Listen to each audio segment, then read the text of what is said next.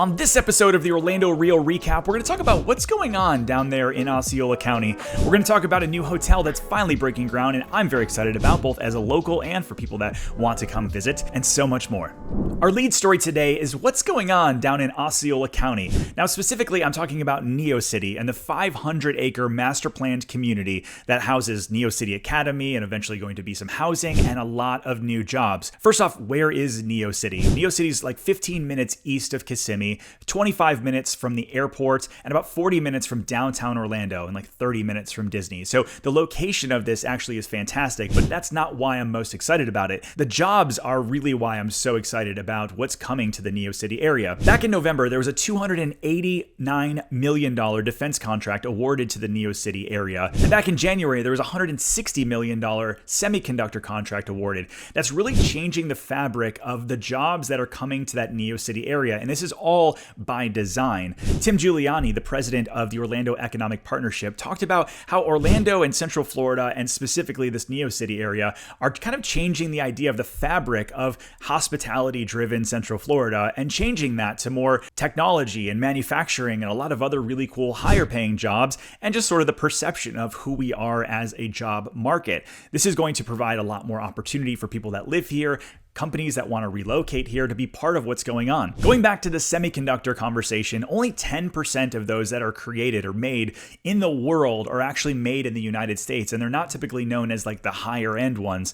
So to see more of that come to our local community is actually going to be something that the whole world is going to be watching. Is this something that we can continue to invest in and see our area change? Time will tell, but I'm excited to watch. Let me know what you think down below. This episode of the Orlando Real Recap is brought to you by my real estate team, the Posit Group. When it's time to buy, sell, invest, relocate, we're here to help. Check us out over on Google. We've got almost 800 5-star reviews, and we want to be your real estate resource of choice. So reach out, theorlandoreal.com/real. 22-story W Hotel is finally breaking ground over on Universal Boulevard and Destination Parkway, right outside of Epic Universe and where that's going in. And here's why I'm excited. Well, first off, I love the W brand. I stayed at one in Boston and in Austin. There's actually 3 down in the Miami, Fort Lauderdale area, and it's kind of like a more hip, elevated version of a JW Marriott. I'm not hip, but I like hanging out at places that are, and the W usually delivers. Now, here's the real reason I'm most excited about this location and what they're putting there.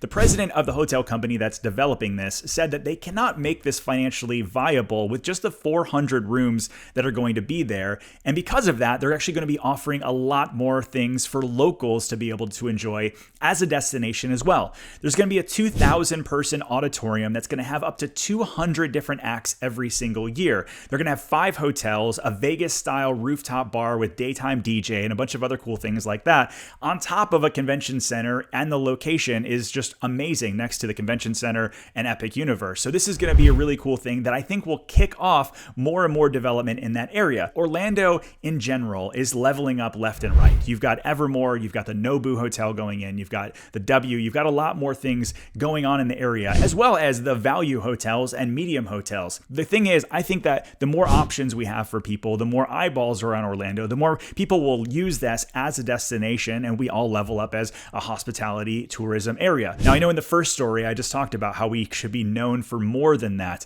and yet I think the two worlds can be very, very similar and combined and feed off of one another. I look at what's going on in Vegas, and Vegas has been known forever as just sort of gambling and debauchery, right? And now it's the entertainment capital of the world. They had F1 racing recently, they have NFL there, they've got the Super Bowl there, they've got baseball finally coming, and so I look at all of these kind of things, and they're rebranding who they've been to attract more investments and hopefully more opportunities for the people that live there. So for me, I think that this is all exciting, both for them and for us, because the more we invest in a wider gamut of things for people to stay at and do, the more people are going to visit us and see that, wow, Orlando is so much. They have the hospitality industry. It's amazing to stay here and just enjoy Orlando. But then they also have a huge emerging area with new jobs and technology as well. And so they come to visit us, but then they end up staying. And I think that's a 1-2 punch that very few other cities have to offer. Disney's ready to finally announce the 5th gate here in Orlando. Well, at least that's what some different news and blog outlets have been talking about since Bob Iger's earnings call last week. Now, I listened to it back, and he was pretty non-committal when he was asked that specific question on where they're going to spend $60 billion that they're going to be investing in their parks and cruise line. Now, many people have long speculated, because if you follow the tea leaves of what Disney submitted to the Reedy Creek District before the state took it over, and they said, hey, we want to be able to have another park should we want one. Now, that doesn't mean that in August they're going to announce at D23 that, hey, we finally have a park. But maybe it could, and that's what I think people are hanging on to. Now, one of the other things that Bob Iger mentioned on the call was that the Orlando theme parks actually were down for attendance year over year, about 10%. And 2023 was a pretty banner year for all theme parks, and so it does make sense that this year maybe people are a little burned out. Maybe they decided to go for the 50th anniversary, and that's really why their attendance was so high last year. But either way, you look at what's happening over at Universal and Epic Universe and everything that's coming to that area, and it would be crazy for them not to respond in some sort of kind with additional lands. It can't be one ride. It can't be maybe 2 or 3 rides. It has to be something significant that's going to take the eyes off of what Universal is doing and make sure that they don't continue to lose market share. So let me know in the comments below, if Disney does open a 5th gate, what is something that it has to have? The last section of today's video, we're going to talk about what's going on with Florida politics. And I'm not talking about Democrats, Republicans, or independents. I'm just talking about stories that I find interesting, sometimes laughable, and see what you guys think about it down below. The first one impacts almost all Floridians, and that's the budgetary reconciliation that's going on up in Tallahassee. They're actually working through adding on more tax holidays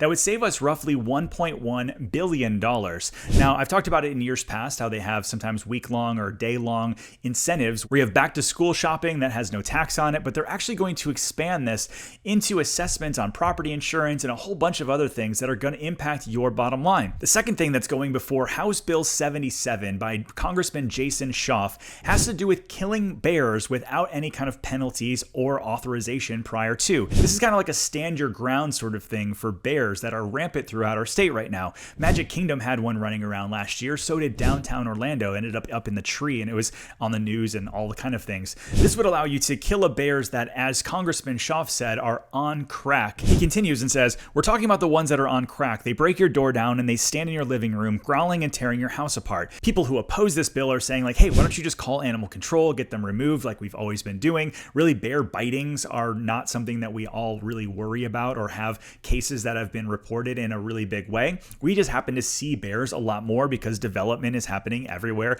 and a lot of them are being displaced. Back in 2015, they actually had offered out permits and in 2 days killed over 300 black bears here in the state and really haven't done anything since. The last thing, and this is definitely not billions of dollars or killing bears, but kind of like something else, over in Winter Park 2 years ago, the city council approved eliminating gas-powered leaf blowers, and you would have thought that this would have been welcomed by everyone. As somebody who goes out and shoots content in the communities, I am constantly barraged by the noise of landscapers. And then I started thinking this a little bit deeper and hearing from the landscaping companies that say, hey, listen, actually, it's way cheaper for us to use a gas-powered leaf blower than it is to hook up a battery or into someone's house. And it's actually going to be very cost prohibitive for us to use this. The city council says, well, we want to eliminate noise pollution and lower the overall carbon footprint of the city of Winter Park. Now, this has actually been kicked down the road a couple different times.